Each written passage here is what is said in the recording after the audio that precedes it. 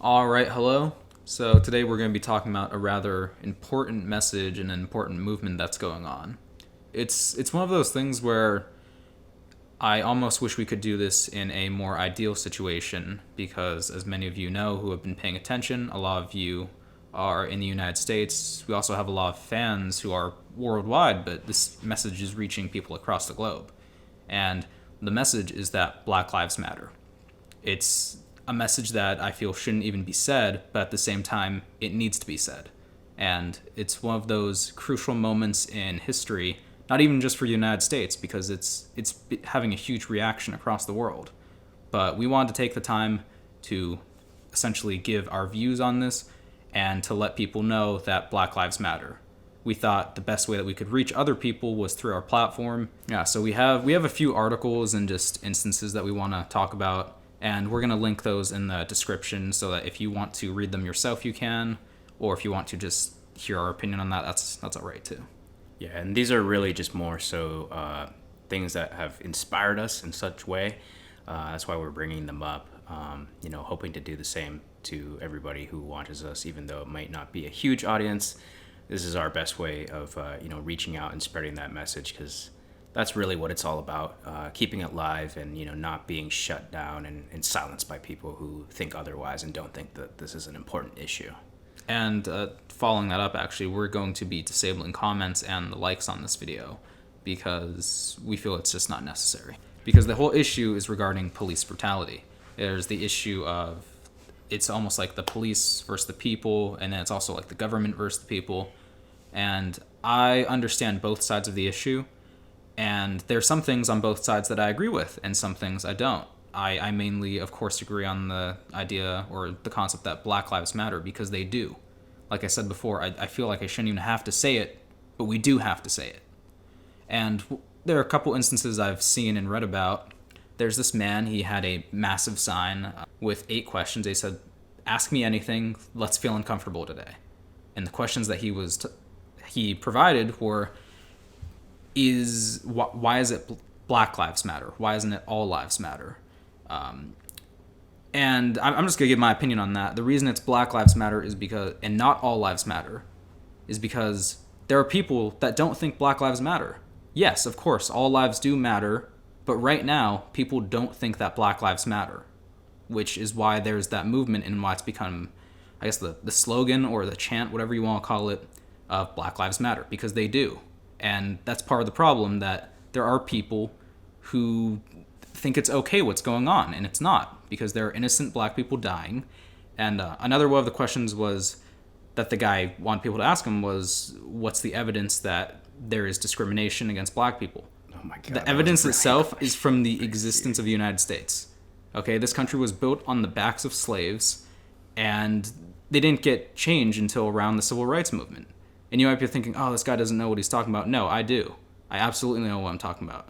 If you don't think that there's a problem, I encourage you to take some political science classes, to take some history classes. You can do it at your local community college, or just try and take the initiative upon yourself. I think that's about most of what I wanted to say. I'll let you. Yeah, so before I jump into a couple of the articles that I have inspired me to speak up about this, I think just something that's probably on top of mind for a lot of people who have the right mindset. It just seems like your emotions are split between a huge sense of pride and a sense of shame. So very two conflicting senses of what you're feeling. At least that's how I have felt. I love what people are doing right now, but there's also that shame of we haven't really gotten that far as a society in terms of treating people equally. So it's just a conflicting mindsets. But I think to touch on Jamie's stories, that the real important thing here is to just connect and create a dialogue with people, which dives into what my article is about. But the one that mine is touching on is Bernal Heights over in San Francisco, a pretty famous, iconic hill. And a lot of the people there are artists, and what I was reading about, where there's this rock that's pretty famous, I guess, for that area. And every day that, they paint on it, just reflecting from, anything that's going on, or just, silly things, like a poop emoji. So, but, on a more serious term, they've painted it with Black Lives Matter messages. And they found that when they had put one recently on there, the rock was, essentially vandalized. Someone had gone through making it a part of their day to go up there and just paint over it. And I mean, that's just disgusting in my opinion.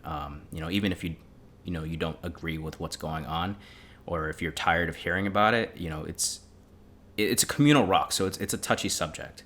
But the community, I mean, obviously they didn't like it. I absolutely understand that, just because I'm on that side.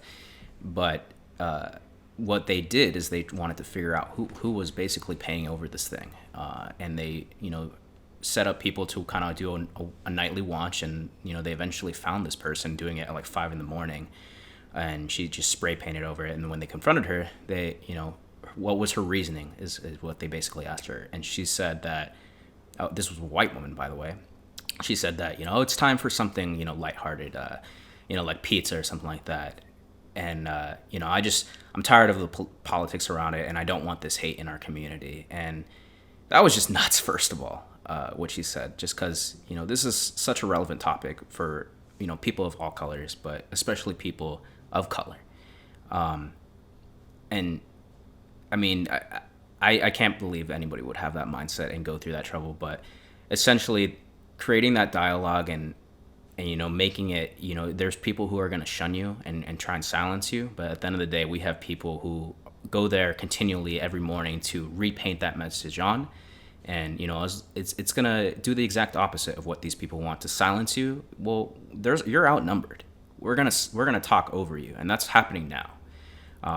And that's going to continue to happen as long as we keep having this conversation and bringing it up to people. So, if you feel like you can't really participate and do very much, as a single person, you're entirely wrong.